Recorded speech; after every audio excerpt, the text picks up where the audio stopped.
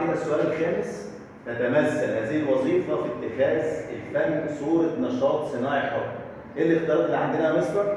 وظيفة مثالية، وظيفة تقنية، وظيفة كمالية. طب دلوقتي يا مستر انا دلوقتي عايز استبعد اجابتين منهم واختار منهم اجابة واختار اجابة صح. تعالى معايا واحدة واحدة كده نبص. الوظيفة المثالية لو لقيت في السؤال تجميل الواقع، لو لقيت في السؤال أي تجميل للواقع، أي تجميل للواقع، تجميل الواقع. بص بعينك معايا، السؤال فيه كلمة تجميل الواقع؟ لا مفيش، تبقى الإجابة الأولانية غلط. إيه الوظيفة التقنية؟ هي دي الإجابة الصح، الوظيفة التقنية. يعني إيه الوظيفة التقنية دي؟ يعني الفنان حر يعمل لوحة، يعمل مقطوعة موسيقية، يعمل قصيدة، حر في أي نوع من الفن يتكلم فيه. طبعا هنا النشاط الصناعي حر، يعني الفنان حر يعمل مقطوعة موسيقية أو يعمل لوحة أو يعمل أي عمل إبداعي. إمتى أختار الوظيفة الكمالية؟ إمتى أختار الوظيفة الكمالية؟ الوظيفة الكمالية ديت عندي وظيفة كمالية، وظيفة تانية اسمها وظيفة علاجية، وفي وظيفة تسجيلية. امتى اختار الوظيفة التسجيلية؟ لما نلاقي ان الفن بيسجل الواقع بكل حذافيره، كل حذافيره. وفي وظيفة عندي اللي هي الوظيفة العلاجية، ان الفن بستعمله ان هو بيطخر من خلاله انفعالاتي. دلوقتي انا حاسس مثلا بكبت او بحزن، رحت مثلا مسرح من المسارح، شاهدت مسرحيه من المسرحيات، الحزن اللي كان جوايا بقى بعد كده زي ما كان قبل كده. انا دخلت شفت مشاهد مضحكه، ضحكت، نسيت ايه؟ نسيت الالم بتاعي ونسيت الحزن بتاعي.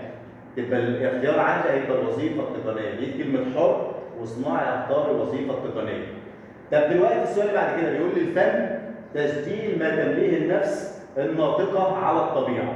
نشوف الاختيارات: العصور الاسلاميه، العصور الوسطى، العصور الحديثة. اختار العصور الإسلامية وهي دي الإجابة الصح. نشوف السؤال اللي بعد كده: الرقص أحد أنواع فنون المكان ولا الزمان ولا المكان والزمان معا؟ الإجابة هتبقى المكان والزمان معا. طب ليه ما اخترتش المكان وليه ما اخترتش الزمان؟ دلوقتي لقيت الرقص، لقيت التمثيل، اختار المكان والزمان. هما الفنانين دول اللي هم تبع المكان والزمان في انواع الفنون.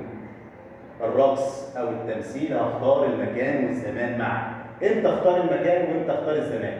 لقيت في السؤال الحفر، النحت، التصوير، الزخرفه، اختار المكان. امتى اختار فنون الزمان؟ امتى اختار فنون الزمان؟ لو لقيت الادب او الشعر، الادب او الشعر او الموسيقى. يبقى هنا اخترت فنون المكان والزمان. ليه؟ عشان لقيت كلمة الرقص، لقيت كلمة تمثيل، برضه هختار المكان والزمان معا. طب السؤال اللي جاي ده هيبين لي أكتر من فنون المكان إيه؟ الموسيقى ولا التمثيل ولا التصوير؟ أنا لسه قايل لك دلوقتي فنون المكان هختار التصوير. هختار إيه؟ التصوير. لأن التمثيل تبع إيه؟ التمثيل تبع المكان والزمان، والموسيقى تبع فنون الزمان. شوف بقى المثال، السؤال اللي جاي بعد كده عندي يبقى سؤال في المنطق. القضيه الشرطيه المنفصله يا جماعه ثبت عندنا، لقيت كلمه منفصله هبص في القضيه اللي هو عطاها لي، لقيت اما لقيت او، هختار ايه؟ هو ده اللي في الاختيار. المثال اللي هيجي لقيت فيه اما او، هو ده اللي هختاره. امتى اختار شرطيه متصله؟ لقيت شرطيه متصله اللي هي بتبدا باذا. نبص واحده واحده. اذا مع المنفصله لا، ده مش هي دي الاجابه. بصوا على السؤال الثاني، لقيت اما اهي، وابص في نص السؤال لقيت او، لقيت اما ولقيت او، تبقى هي دي الاجابه اللي عندي. طبعا مش القضيه دي سقراط فيلسوف، دي قضيه شخصيه. قضيه ايه؟ شخصيه.